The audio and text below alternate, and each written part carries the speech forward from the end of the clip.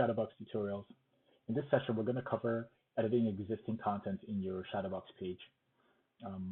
At this point, you've already either created a Shadowbox page or you've joined a Shadowbox project which has been set up with Shadowbox as the content management system, or CMS. Now, if your project is an existing Shadowbox project, you will already have content tiles within your Shadowbox profile that will look something like this.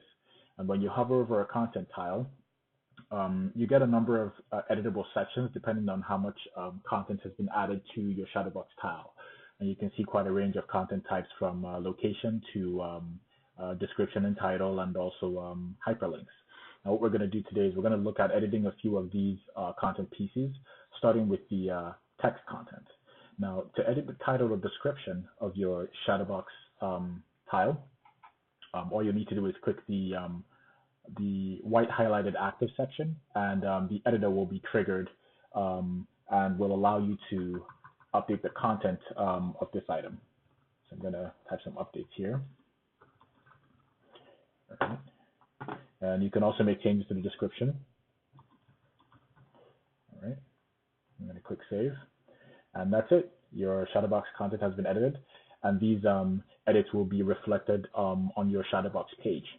Now, if you would like to add additional content to your already existing content tile on your Shadowbox page, you can click the Add button, and you can add content from photos to a hyperlink or location. Now, for websites that include a list of locations, this would be how you would edit the location associated with a content tile on your Shadowbox page. Shadowbox by default attempts to sync with the Google Calendar API, but this is something that you it's a feature you don't have to use. You'll be editing your location in these fields, and once done, you would click save, and that would update the location associated with this tile. I'm going to return to the editor here. Now, if we wanted to edit the hyperlinks associated with this content tile, we'll again go to the Add button, and you can click the hyperlink menu item, and that will show you any existing links, and also provide this new hyperlink button that lets you add a new link to this tile. So we're going to say Google link, type that correctly.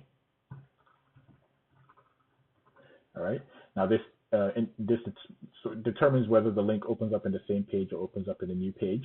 We're going to go ahead and say open URL in the new page.